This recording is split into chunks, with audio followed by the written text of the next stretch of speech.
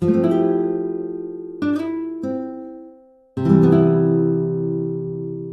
I forgot to share that I've had a couple more seed orders come in, as well as some new exciting things. A lot of these are planned on the whim, but I do try to have a semi-plan of where I'm going to be putting some of these things out. What I'm going to show you now is all items that I have planned to put out on our desert land, which is raw land. There is no well or anything like that out there. So I'm reliant on drought tolerant types of species, species that do not take a lot of water, because I am trekking in any water that I am using.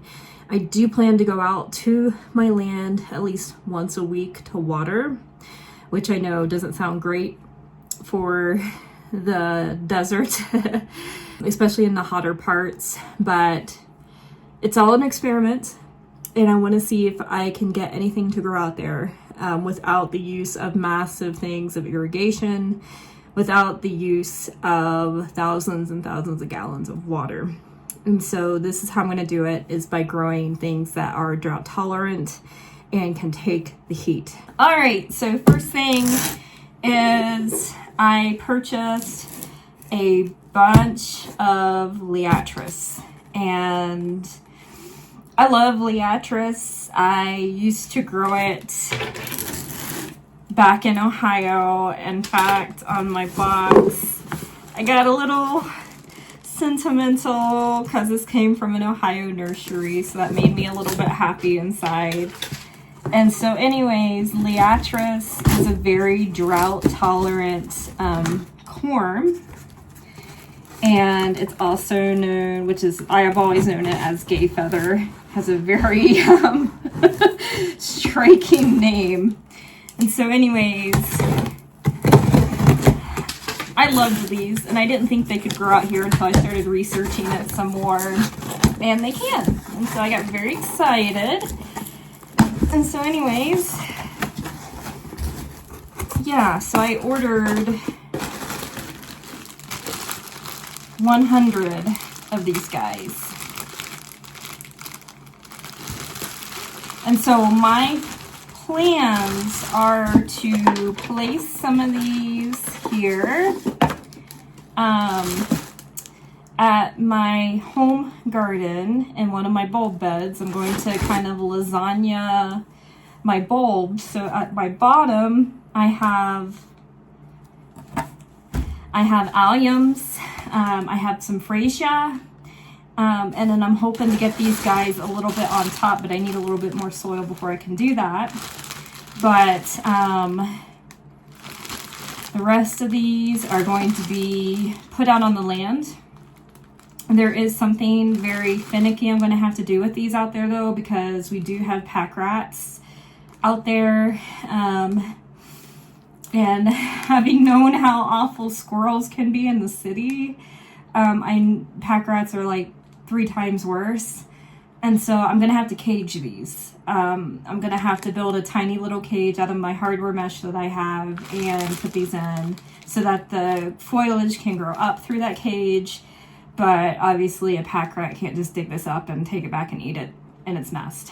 So it's one I'm really excited about. And then the other I want to talk to you about is the seeds that I purchased to go out there. And so let's start with Johnny's. So for Johnny's, I just picked up a branching sunflower mix for, it's called the Summer Breeze mix. It should still be out on their site. It wasn't sold out last time I looked in January, but this is just a mix of, again, branching sunflowers. So this will give me an idea before I start investing in a lot of pro-cut sunflowers and expensive varieties to be going out. I just want to throw these out, see if I get anything out of them. Average sunflowers take usually about 1 inch of water a week, which isn't too bad. So that's why I think, like, as long as I'm out there on a weekly basis watering, I think we'll get something.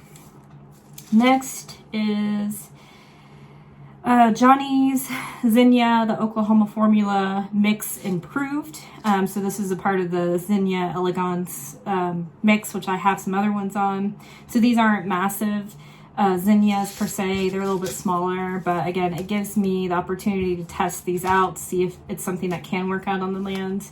I've mentioned before in other videos that one of the first things I noticed when we purchased our house down here is that we were down here in the summer season and the hot season, or monsoon season is what they call it, but to me it's like the days were in the 90s and the hundreds and stuff. These were everywhere. The zinnias were all over the place. That's one thing I noticed about town, is that there were zinnias all over. So I'm going to give them a try out in the land. These are ones that were researched by looking at what our local ag departments and things say as far as water-wise type of plants. And the first one is called Globe Gilia. And they're these little drumstick type plants that have these little purple bluey type of bulbs on the end of them. Not super massive or huge. They grow a bit like a wildflower essentially, but they are native to our area. And I'm hopeful that I can get these established and that they will perennialize possibly, or just constantly reseed itself to become a type of perennial, I guess. But anyways, the brand I purchased these from was from Everwild Farms, and the packaging is really impressive, guys. A nice foil packet. It is resealable, and these didn't cost me an arm and a leg either, and I can't remember how many's in this packet. There's got to be, I think, at least 1,000 in this pack, if not 500. I can't remember. But anyways, this is one that I'm definitely going to try. I don't think I'm going to get anything out of it the first year, but the second year, I think, is when I'm going to probably start to see more usable type of growth on this one. Next one I wanted to try, which is also semi-native to this area, is prairie sage. I don't have anything that is like a dustier type of foliage. I know a lot of cut flower farmers will use Dusty Miller, and this looks pretty similar. It looks very kind of like a milky, frosted type of sage, which I've seen up in Colorado. And anyways, they're saying this is pretty much semi-native to our area, so I'm going to give it a try. I don't have a whole lot in this, but we're going to give it a shot and see what happens. So, and finally, the last one that I did want to give a try. Not certain if it will be viable out here in this area, but the other ones I had my on were out of stock, but I figured it's worth it. The area I'm growing in is considered high desert.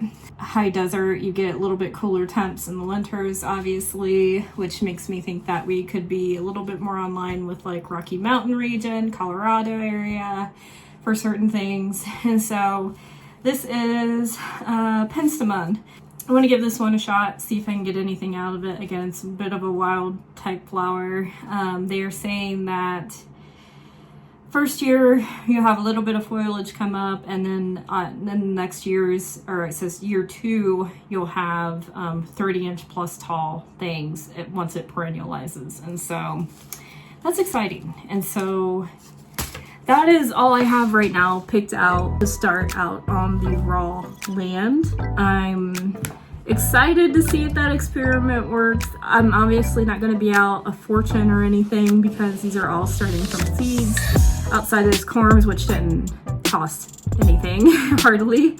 But anyways, yeah, it's all pretty exciting. It's a lot of work. Paul and I are actually going out to the land this weekend to start on some other projects, but at that same time, I'm going to start trying to amend the areas that I have essentially cleared and start laying down soil and prepping that, because right now with the lack of rain that we've had, our ground out there is about like a hard pan. It's impossible to get through without actually dampening the soil. So we're going to focus on watering that soil giving it some moisture, setting down some amendments, and then obviously covering those amendments with some thick mulch layering out there, start growing that soil, and hopefully here in a couple months we can start getting some of these things spread out there, which will then maybe give us some yields here in the next year or two. So that's the plan. But anyways, thanks for watching, friends. Take care. See you next time.